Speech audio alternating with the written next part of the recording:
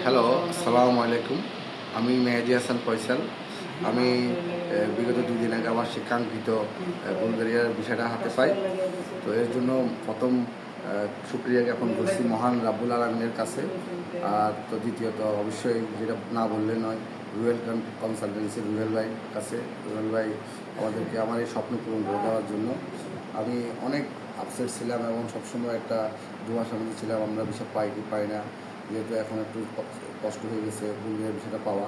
রুয়েল ভাই সবসময় আমাদেরকে মোটিভেট করতে এবং উনি বলছে তোমাদের ভিসা 100% হবে, তোমরা টেনশন নিও না, তোমরা রিল্যাক্সে থাকো, আমি ভিসাটা করে দিচ্ছি। ফাইনালি রুয়েল ভাই সেই সুপার পাওয়ার দেখিয়ে দিলেন, আমরা ভিসাটা পাই। আমাদের সব মিলিয়ে ৪-৫ মাসের সময় লাগছে। আলহামদুলিল্লাহ এখন বুলগেরিয়ার ভিসা হাতে নিয়ে বসে আছি।